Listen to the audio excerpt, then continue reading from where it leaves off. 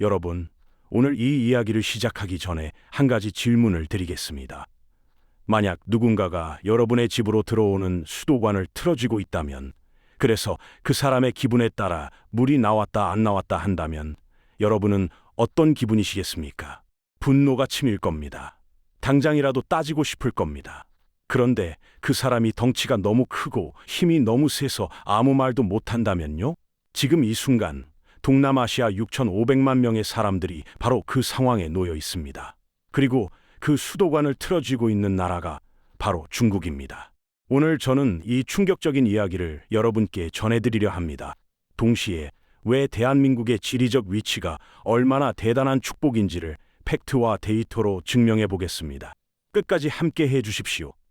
오늘 이야기를 다 들으시고 나면 여러분이 한국인으로 태어난 것이 얼마나 감사한 일인지 실감하시게 될 겁니다. 메콩강. 이 이름을 들어보신 적이 있으신가요? 메콩강은 중국 티베트 고원에서 시작되어 미얀마, 라오스, 태국, 캄보디아, 베트남을 관통하며 남중국해로 흘러들어가는 거대한 강입니다. 총 길이가 약 4,800km에 달하는 세계에서 12번째로 긴 강이죠. 그런데 이 강이 단순히 길기만 한 강이 아닙니다. 메콩강은 동남아시아의 젖줄입니다. 이 강에 의지해 살아가는 인구만 6천만 명에서 7천만 명에 이릅니다. 이들은 메콩강에서 식수를 얻고 농업용수를 끌어다 쓰고 물고기를 잡아 생계를 이어갑니다. 특히 메콩강의 담수 어업량은 연간 230만 톤으로 세계 최대 규모입니다. 세계 최대입니다, 여러분. 바다가 아닌 민물강에서 잡히는 물고기의 양이 세계에서 가장 많다는 뜻입니다. 그만큼 이 강은 수많은 사람들의 밥줄이자 삶 그 자체입니다. 그리고 메콩강 하류, 특히 베트남 남부의 메콩 삼각주는 세계적인 곡창지대입니다. 비옥한 퇴적물이 쌓여 산모작까지 가능한 동남아시아 식량 안보의 핵심 지역이죠. 그런데 지금 이 강이 죽어가고 있습니다. 메콩강의 수위가 역대 최저를 기록하고 있습니다. 한때 거대한 물줄기가 흘렀던 곳이 이제는 사람이 걸어서 건널 수 있을 정도로 얕아졌습니다. 워싱턴 DC에 본부를 둔 싱크탱크 스팀슨 센터의 분석에 따르면 최근 몇 년간 메콩강의 수위는 기록상 가장 낮은 수준이었습니다. 메콩강 관측 시스템인 메콩댐 모니터에 따르면 라오스의 수도 비엔티안의 강 수위는 역대 최저치를 경신했습니다. 캄보디아의 어부 틴 유소스라는 사람의 이야기를 들어보시겠습니까? 로이터 통신과의 인터뷰에서 그는 이렇게 말했습니다. 물고기가 많이 잡히던 시절에는 하루에 약 30kg을 잡았습니다. 지금은 1kg이 조금 넘는 물고기를 잡을 뿐입니다. 이제는 물고기가 없습니다. 하루 30kg에서 1kg으로 97%가 사라진 겁니다. 이것은 한 어부의 비극이 아닙니다. 메콩강에 기대어 살아가는 수천만 명의 비극입니다. 세계 최대 비영리 환경단체인 세계자연기금, 즉 WWF는 메콩강에 서식하는 1148개 어종 가운데 최소 19%가 멸종 위기에 처해 있다고 발표했습니다. 그 가운데 메콩 자이언트 메기, 자이언트 민물가오리 등 18개 종은 심각한 멸종 위기종으로 분류되었습니다. 물고기만이 아닙니다. 로이터 통신에 따르면 지난 5년간 메콩강이 흐르는 베트남 지역의 벼농사 면적은 5% 감소했습니다. 베트남 상공회의소에 따르면 2009년 이후 이 지역의 해외 이주가 유독 많아졌습니다. 농사를 지을 수 없으니 고향을 떠나는 겁니다. 캄보디아도 마찬가지입니다. 2018년 이후 매년 가뭄에 시달리고 있습니다. 방글라데시에서는 기록적인 폭염으로 도로의 표면이 녹아내리기까지 했습니다. 44도를 넘는 살인적인 더위 속에서 물마저 부족한 겁니다. 그렇다면 도대체 왜 세계에서 가장 풍요로웠던 이 강이 이렇게 말라가고 있는 걸까요? 기후변화 때문일까요? 물론 그것도 한 원인입니다. 하지만 전문가들이 지목하는 가장 결정적인 원인은 따로 있습니다. 그 답은 메콩강 상류에 있습니다. 바로 중국입니다. 중국에서 메콩강은 란창강이라고 불립니다. 중국은 이 란창강, 즉 메콩강 상류에 1990년부터 대형 댐을 짓기 시작했습니다. 윈난성의 만안 댐이 그 시작이었죠. 그리고 지금까지 총 11개의 대형 댐을 건설했습니다. 거기에 더해 8개의 댐을 추가로 건설할 계획까지 세워두고 있습니다. 11개의 거대한 댐이 줄줄이 메콩강 상류를 막고 있는 겁니다. 이 댐들의 규모가 어마어마합니다. 중국은 이 댐들을 통해 메콩강 연간 수량의 4분의 1 이상을 통제할 수 있습니다. 하류 국가들에 흘러가야 할 물의 25% 이상을 중국이 쥐고 있다는 뜻입니다. 그런데 여기서 문제가 되는 것은 단순히 댐을 지었다는 것이 아닙니다. 댐의 운영 방식 자체가 하류 국가들의 재앙을 안기고 있다는 것입니다. 스팀슨 센터의 동남아시아 프로그램 책임자 브라이언 에일러는 이렇게 지적했습니다. 중국은 우기의 강에서 물을 빼앗았다가 건기의 수력 발전을 위해 다시 방류한다. 이러한 관리 방식은 가뭄 상황을 더욱 악화시킨다. 자연 상태에서 메콩강은 우기의 수위가 올라가고 건기의 수위가 내려갑니다. 이 리듬이 수천 년 동안 이어져 왔고 이 리듬에 맞춰 물고기가 산란하고 퇴적물이 하류로 운반되어 땅을 비옥하게 만들고 농민들이 시기에 맞춰 농사를 짓습니다. 메콩강의 생명 주기 자체가 이 자연스러운 물의 흐름에 달려 있는 겁니다. 그런데 중국이 이 리듬을 완전히 뒤집어 버렸습니다. 우기에 물이 많이 흘러야 할 때 댐에 가둬두고 건기에 자기들 발전소 돌릴 때만 물을 내보내는 겁니다. 이것이 왜 치명적이냐면 우기에 물이 충분히 흘러야 퇴적물이 하류로 운반되고 물고기들이 상류로 이동하여 산란할 수 있기 때문입니다. 이 흐름이 끊기면 생태계 전체가 무너집니다. 스톡홀름 환경연구소의 보고서에 따르면 메콩강의 댐들이 농업과 생태계 균형에 중요한 퇴적물을 약 60% 감소시켰습니다. 베트남의 경우 메콩강 삼각주의 비옥한 퇴적물이 2007년에 비해 70%나 줄었습니다. 퇴적물이 줄면 토양의 영양분이 사라지고 영양분이 사라지면 벼가 제대로 자라지 못하고 벼가 자라지 못하면 농민의 밥줄이 끊기는 겁니다. 메콩강 위원회 MRC는 2040년까지 메콩강에서 매년 500만 톤 미만의 토양만이 삼각주에 도달할 것으로 추정하고 있습니다. 과거에 비하면 극히 일부에 불과한 양입니다. USAID 산하 생태보호재단 메콩강 불가사의 의책 호건 대표는 이렇게 말했습니다. 현재 그리고 앞으로 메콩강의 가장 큰 위협은 수력 발전 개발입니다. 강물 흐름을 바꾸고 수질을 변화시키며 산란기에 상류로 거슬러 올라가는 회유 어종의 이동을 차단시키는 것이 가장 큰 문제입니다. 그렇다면 중국은 왜 이렇게까지 하는 걸까요? 첫째, 수력 발전입니다. 중국은 수력 발전 비중이 세계에서 가장 높은 나라 중 하나입니다. 이 댐들에서 생산된 전기는 소비량이 많은 중국 동부 지역으로 보내집니다. 심지어 라오스와 캄보디아 같은 친중 국가들에게 차관을 제공하여 그 나라에도 댐을 짓게 한 다음 거기서 생산된 전기를 중국으로 수출시키기까지 합니다. 중국 은행이 건설 자금을 대고 중국 노동자가 파견돼 건설하고 생산된 전기는 중국으로 수출되는 겁니다. 한마디로 자기들 돈으로 남의 나라에 댐을 짓고 그 이익은 자기들이 챙기는 구조입니다. 둘째, 더 근본적인 이유가 있습니다. 바로 중국 자체의 심각한 물 부족 문제입니다. 놀라실 수도 있겠지만 중국은 세계 인구의 약 20%를 차지하면서도 전 세계 수자원의 6에서 7%밖에 보유하지 못하고 있습니다. 만성적인 물 부족 국가인 것입니다. 특히 중국 북부와 서부 지역의 물 부족은 심각합니다. 물 부족 스트레스 지도를 보면 붉은색으로 표시된 물 부족 지역이 중국 북쪽에 광범위하게 분포하고 있습니다. 중국 정부는 이를 해결하기 위해 남수 북조라는 치수 정책을 시행해 왔습니다. 남쪽의 물을 북쪽으로 돌린다는 뜻입니다. 양쯔강의 물을 황허강으로 보내고 티베트 고원의 물을 댐으로 가둬 사막 지대인 중국 북서부까지 공급하려는 야심찬 프로젝트입니다. 메콩강의 물도 이 거대한 수자원 재배치 계획의 일부라는 해석이 나오고 있습니다.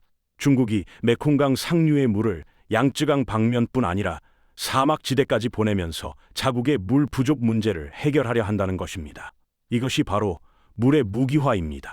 한 대학교의 교수는 이렇게 경고했습니다. 중국 영토는 다른 10여 개국으로 흘러들어가는 주요 강물의 발원지다. 이는 중국을 물의 통제자로 만들고 하류 국가들에 대해 물을 무기화할 수 있도록 한다. 중국이 자국 내 수력 발전의 안정적인 공급을 위해 물의 양을 억제하면서 메콩강 상류에 물이 충분함에도 하류 국가들은 가뭄을 겪는 일이 반복되고 있다. 실제로 2016년 베트남에 100년 만에 최악의 가뭄이 닥쳤을 때 식수조차 공급받지 못하고 쌀 수확량이 현저히 줄었습니다. 베트남 정부가 항의한 끝에 결국 중국이 상류댐 수문을 열어줬습니다. 곰곰이 생각해 보십시오. 한 나라의 국민들이 갈증에 시달리고 있는데 다른 나라가 수문을 열어주느냐 마느냐를 결정한다는 것입니다. 이것이 현대판 물 전쟁의 실체입니다. 포탄 한 발 쏘지 않고도 주변국의 목줄을 조이는 보이지 않는 전쟁입니다. 태국의 한 안보 전문가는 이런 분석을 내놓았습니다. 중국이 메콩강에 댐을 건설하고 하류 국가에 부당하게 통제력을 행사하는 것은 중국이 남중국해에서 진행하고 있는 인공섬 공사 및 군사화와 본질적으로 같다. 중국의 접근법은 단순하다. 먼저 건설하고 나중에 대화하라는 것이다. 먼저 건설하고 나중에 대화하라. 이 한마디에 중국의 전략이 고스란히 담겨 있습니다.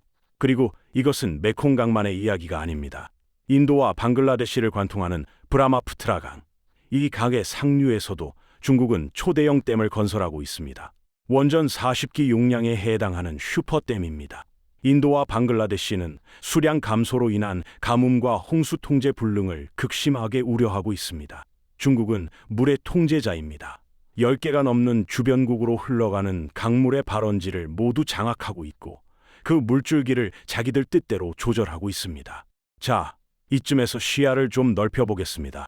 메콩강의 비극은 단순히 동남아시아만의 문제가 아닙니다. 전 세계적으로 물 부족 위기가 빠르게 다가오고 있습니다. 세계자원연구소 WRI가 공개한 수자원 위험 지도에 따르면 전 세계 인구의 4분의 1 이상이 거주하는 25개 국가가 극심한 물 부족에 직면해 있습니다. 이 국가들은 현재 가용 가능한 모든 수자원을 사용하고 있어 저수량이 20% 미만으로 떨어지면 곧바로 식수 위기로 이어질 수 있는 아슬아슬한 상황입니다. 지구 표면의 70%가 물입니다.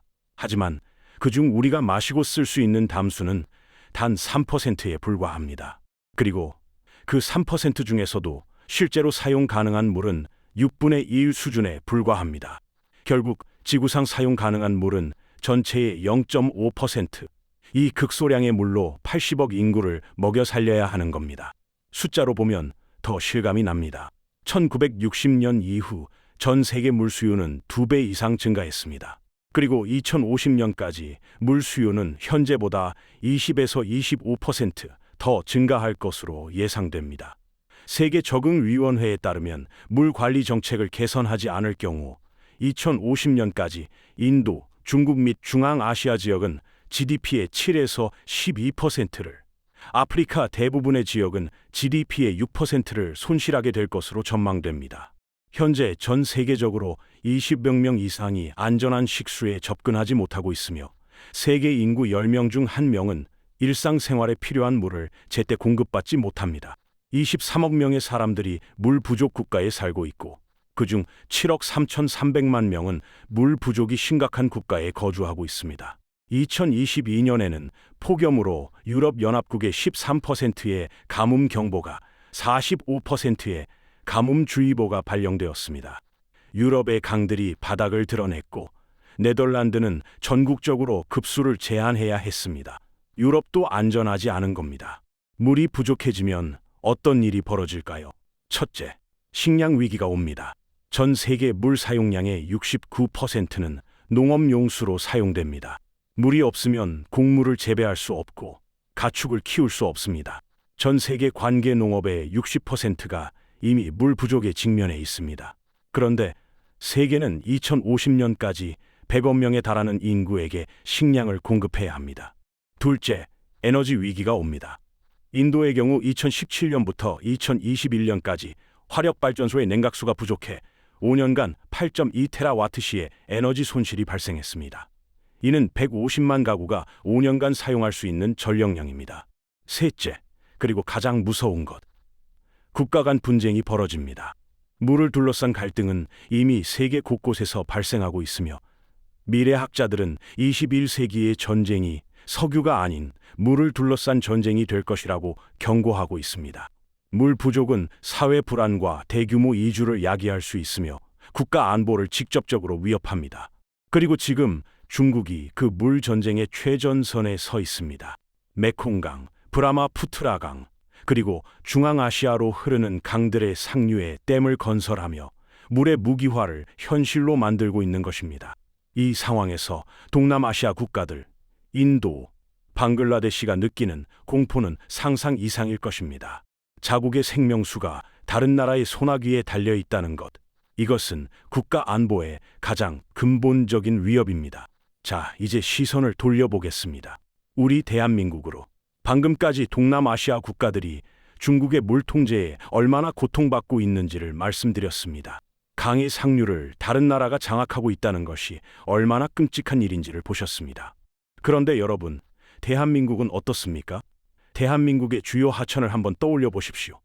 한강, 낙동강, 금강, 영산강. 이 네 개의 강이 대한민국의 4대 하천입니다. 그런데 이 강들에게는 하나의 공통점이 있습니다. 모두 대한민국 영토 안에서 태어나고 대한민국 영토 안에서 바다로 흘러갑니다. 한강은 어디서 시작됩니까? 강원도 태백시입니다. 태백산맥의 금대봉 자락, 해발 1300m가 넘는 곳에 검룡소라는 작은 샘이 있습니다. 석회 안반을 뚫고 하루 2000톤의 차가운 물이 솟아오르는 신비로운 곳입니다. 수온이 사시사철 그 도를 유지하는 냉천입니다. 이 검룡소에서 시작된 한 줄기 물이 골지천이 되고 정선의 아우라지를 지나고 영월에서 동강이 되어 굽이치다가 단양과 충주를 거쳐 남한강이 됩니다. 그리고 양평 두물머리에서 금강산에서 흘러내려온 북한강과 극적으로 만납니다. 두 물줄기가 하나로 합쳐지는 그 순간 한강이 탄생하는 겁니다. 그렇게 514km의 대장정을 거쳐 대한민국의 수도 서울을 관통하고 황해로 빠져나갑니다. 유역 면적이 약 2만 6천 제곱킬로미터로 남한 하천 중 가장 넓습니다. 낙동강은 어떻습니까? 역시 강원도 태백시입니다. 매봉산 천이봉의 너덜샘에서 시작됩니다. 한강의 발원지인 검룡소와 불과 몇 킬로미터 떨어져 있지 않습니다. 같은 태백의 품에서 태어난 두 강이 하나는 서쪽으로, 하나는 남쪽으로 갈라져 대한민국 전체를 적시는 겁니다. 낙동강은 521.5km를 흘러 부산 앞바다로 나갑니다. 남한에서 가장 긴 강입니다. 영남 지방 전체, 경상도 면적의 73.7%를 유역으로 품고 있습니다. 금강은 전북 장수군 신무산에서 발원하여 충청도를 적시고 서해로 나가고, 영산강은 전남 담양의 가마골에서 시작되어 호남 평야를 적시고 역시 바다로 흘러갑니다. 여러분, 이 사실이 왜 중요한지 아시겠습니까? 대한민국의 모든 주요 하천이 자국 영토 내에서 발원합니다. 중국과 아무 상관이 없습니다. 어느 나라도 우리 강이 수원지를 장악하고 있지 않습니다. 어느 나라도 우리 강물에 댐을 지어 물을 막을 수 없습니다. 메콩강 유역 국가들이 매일같이 중국의 눈치를 보며 물 한 모금을 걱정해야 하는 것과 비교해 보십시오. 베트남이 가뭄에 시달릴 때 중국의 수문을 열어달라고 애걸해야 하는 그 처지와 비교해 보십시오. 우리는 그런 걱정을 할 필요가 없습니다. 태백산맥이라는 거대한 등뼈가 한반도의 동쪽에 우뚝 서서 그 높은 곳에서 맑은 물을 서쪽으로 남쪽으로 흘려보내줍니다. 우리의 물은 우리 땅에서 태어나 우리 땅을 적시고 우리 바다로 나갑니다. 이것은 지리학적으로 엄청난 축복입니다. 역사를 봐도 알 수 있습니다. 삼국시대에 백제, 고구려, 신라가 왜 한강 유역을 놓고 목숨을 걸고 싸웠겠습니까? 한강을 차지한 나라가 전성기를 맞이했고 빼앗긴 나라는 쇠락했습니다. 4세기 근초고왕 때 백제가, 5세기 광개토대왕 때 고구려가, 6세기 진흥왕 때 신라가 한강을 차지했고 각각 그 시기가 해당 국가의 전성기였습니다. 한강 유역의 농업 생산력, 수운을 통한 교통로 확보, 중국과의 해상 교역로 확보, 한강이 가진 장점이 삼국의 운명을 좌우했던 것입니다. 낙동강도 마찬가지입니다. 낙동강 유역을 처음 통합했던 신라가 한반도의 첫 번째 패권을 쥘 수 있었던 것에는 낙동강 수계의 풍요로운 농업 생산력이 기반이었다는 것이 역사학계의 정설입니다. 물이 곧 국력이고, 물이 곧 문명이고, 물이 곧 생존이었던 겁니다. 그리고 그 물을 우리는 누구에게도 빌려 쓸 필요 없이 오로지 우리 땅에서 얻을 수 있었습니다. 잠시 태백이라는 도시에 대해 이야기해 보겠습니다. 강원도 태백시, 해발 700m가 넘는 고원 도시입니다. 태백산과 한백산 등 고산 줄령에 둘러싸인 이 작은 도시가 실은 대한민국 수자원의 심장부입니다. 한강의 발원지인 검룡소와 낙동강의 시원인 황지연못, 대한민국에서 가장 긴 두 강의 출발점이 모두 이 한 도시에 있습니다. 서쪽으로 흘러 수도 서울을 관통하는 한강과 남쪽으로 흘러 부산까지 이어지는 낙동강이 같은 태백의 품에서 태어나는 겁니다. 놀라운 사실이 하나 더 있습니다. 이 태백시 일대는 지질학적으로 약 5억 년 전 고생대 캄브리 아기의 얕은 바다였습니다. 그 시절의 석회암 지층이 천연 정수기 역할을 합니다. 석회암반을 통과하면서 불순물이 걸러지고 미네랄이 더해진 물이 검룡소에서 솟아오르는 것입니다. 검룡소에서 하루에 솟아나는 물의 양이 2,000톤입니다. 황지연못에서는 하루 5,000톤의 물이 샘솟습니다. 이 물들이 한반도의 동맥과 정맥이 되어 대한민국 전체를 적시는 겁니다. 그리고 한강의 유역 면적은 약 26,000제곱킬로미터로 남한 면적의 약 3분의 1을 차지합니다. 낙동강의 유역 면적은 약 23,800제곱킬로미터로 남한 면적의 약 4분의 1에 해당합니다. 이 두 강의 유역만 합쳐도 남한 면적의 절반이 넘습니다. 여기에 금강과 영산강, 섬진강의 유역까지 더하면 대한민국의 거의 모든 땅이 자국 내에서 발원하는 강물로 적셔지고 있는 겁니다. 여러분, 이게 얼마나 대단한 겁니까? 세계 어느 나라가 이런 조건을 갖추고 있습니까? 동남아시아 국가들은 메콩강의 상류를 중국에 빼앗기고 있습니다. 인도와 방글라데시는 브라마푸트라강과 겐지스강의 상류를 놓고 중국, 네팔과 갈등하고 있습니다. 중앙아시아 국가들은 아무다리아강과 시르다리아강에 물을 두고 서로 으르렁거리고 있습니다. 중동은 말할 것도 없습니다. 유프라테스강과 티그리스강을 둘러싼 터키, 시리아, 이라크의 갈등은 수천 년을 이어오고 있죠. 그런데 대한민국은요, 한강, 낙동강, 금강, 영산강, 발원지부터 하구까지 전부 우리 땅입니다. 누구의 눈치도 볼 필요가 없습니다. 누구에게 물을 달라고 부탁할 필요도 없습니다. 이것이 바로 대한민국의 위치가 사기라고 말할 수밖에 없는 이유 중 하나입니다. 자, 그렇다면 이 수자원의 독립성이 앞으로 어떤 의미를 가지게 될까요? 앞서 말씀드렸듯이 세계는 지금 물 부족의 시대로 접어들고 있습니다. 2050년까지 전 세계 50억 명이 물 부족을 겪게 될 것이라는 전망까지 나오고 있습니다. 물이 석유보다 귀해지는 시대가 오고 있는 겁니다. 이런 시대에 수자원 독립성을 가진 국가는 엄청난 전략적 우위에 서게 됩니다. 대한민국의 연평균 강수량은 약 1283mm로 세계 평균보다 높습니다. 물론 인구 밀도가 높아 1인당 수자원량은 상대적으로 적은 편이지만 이는 댐과 정수시설이라는 인프라로 충분히 극복 가능한 문제입니다. 실제로 대한민국의 상수도 보급률은 99%를 넘습니다.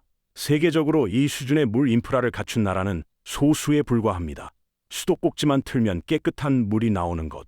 우리에게는 너무 당연한 일이지만 세계 인구의 4분의 1은 이런 혜택을 누리지 못하고 있습니다. 그리고 한국은 삼면이 바다로 둘러싸여 있습니다. 이것이 왜 중요하냐면 해수 담수화 기술을 활용할 수 있는 잠재력이 무한하기 때문입니다. 사실상 바닷물을 식수로 바꾸는 기술을 본격적으로 활용하면 대한민국은 영원히 물 걱정에서 자유로워질 수 있습니다. 한국의 물 관련 기술력도 세계 최고 수준입니다. 한국수자원공사는 이미 라오스를 비롯한 메콩강 유역 국가들과 물 문제 해결을 위한 협력 방안을 논의하고 있습니다. 메콩강의 물 부족으로 고통받는 국가들에게 우리의 기술을 수출할 수 있는 겁니다. 반도체와 2차 전지 같은 첨단 산업에도 대량의 초순수가 필요합니다. 대한민국이 이런 첨단 산업의 강국으로 성장할 수 있었던 배경에도 풍부하고 안정적인 수자원 공급이 있었습니다. 물이 부족한 나라에서는 반도체 공장을 돌릴 수 없습니다. 물이 곧 첨단 산업의 기반인 것입니다.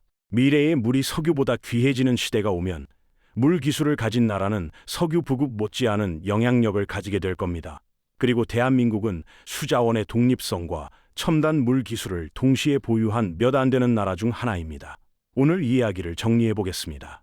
중국은 메콩강 상류에 11개의 대형 댐을 지어놓고 동남아시아 7천만 명의 생명수를 쥐락펴락하고 있습니다.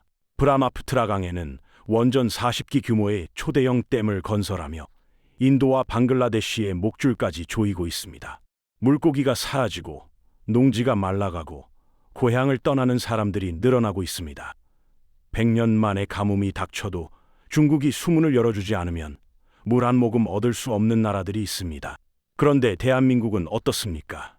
한강은 태백에서 태어나 서울을 지나 서해로 나갑니다. 낙동강은 태백에서 태어나 부산을 지나 남해로 나갑니다. 금강은 장수에서 태어나 충청을 적시고 영산강은 담양에서 태어나 호남을 적십니다. 모든 강이 우리 땅에서 시작되고 우리 땅을 흘러 우리 바다로 나갑니다. 누구도 우리의 물을 막을 수 없습니다. 누구도 우리의 강에 댐을 지을 수 없습니다. 누구의 눈치도 볼 필요 없이 우리의 물은 온전히 우리의 것입니다. 이것은 태백산맥이라는 한반도의 등뼈가 선물한 천년의 축복입니다. 삼국시대의 선조들은 한강 하나를 놓고 나라의 운명을 걸었습니다. 물이 곧 국력이라는 것을 본능적으로 알았기 때문입니다. 그리고 지금 세계가 물 부족으로 신음하는 시대에 대한민국은 수자원의 완전한 독립성을 가지고 있습니다. 가끔 우리는 한반도의 지리적 위치를 불리하다고 느낄 때가 있습니다. 강대국 사이에 끼어 있다고, 분단의 아픔을 겪고 있다고, 지정학적으로 불안하다고 생각하기도 합니다. 하지만 오늘 이 이야기를 통해 조금이라도 느끼셨으면 합니다. 한반도라는 땅이 얼마나 놀라운 축복 위에 세워져 있는지를. 삼면이 바다로 둘러싸여 해양 강국이 될 수 있는 입지, 사계절이 뚜렷하여 다양한 농작물을 재배할 수 있는 기후, 그리고 모든 주요 하천이 자국 영토 내에서 발원하여 누구에게도 의존하지 않는 수자원의 독립성. 세계의 수많은 나라들이 강 한 줄기에 물을 놓고 눈물을 흘리고 있는 이 시대에 우리는 태백에서 솟아나는 맑은 물을 마시며 살아가고 있습니다. 이것이 바로 한국의 위치가 진짜 사기인 이유입니다. 여러분, 우리가 이 땅에 태어난 것은 결코 우연이 아닙니다. 이 축복받은 땅 위에서 우리는 더 큰 미래를 향해 나아갈 수 있습니다. 앞으로 경제의 중심 채널에서는 더 많은 국제 경제 이슈를 깊이 있게 다루겠습니다. 구독과 좋아요, 그리고 알림 설정까지 부탁드립니다. 여러분의 생각은 어떠신지 댓글로 자유롭게 남겨주세요. 긴 시간 끝까지 들어주셔서 진심으로 감사합니다.